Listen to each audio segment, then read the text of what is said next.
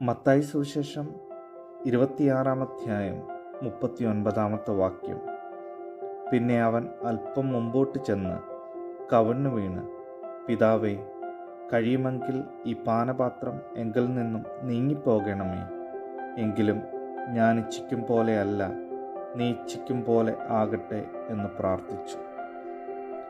ഗെത്സമനയിൽ പിടിക്കപ്പെടുന്നത് മുതൽ യേശുക്രിസ്തു നേരിടേണ്ടി വന്ന സഹനത്തിൻ്റെ യാത്ര ചെന്ന് നിൽക്കുന്നത് ഊനമില്ലാത്തതിൻ്റെ പരമയാഗത്തിലാണ്.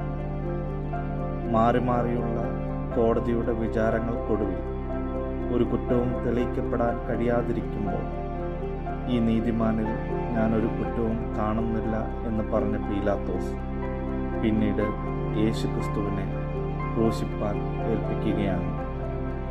പഴയ നിയമത്തിൻ്റെ നിവൃത്തി നടപ്പാക്കുകയാണ് ഈ ഊനമില്ലാത്ത യാഗത്തിലൂടെ.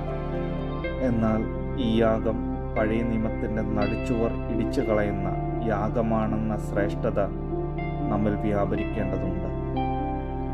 കാൽവറി ക്രൈസ്തവ സമൂഹത്തിൻ്റെ പ്രതീക്ഷയും പ്രത്യാശയുമാണ്.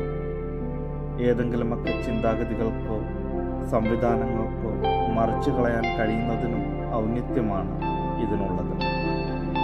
ആകയാൽ കാൽവറി നൽകുന്ന ദർശനം നമ്മിൽ വ്യാപരിക്കും. മാറണം.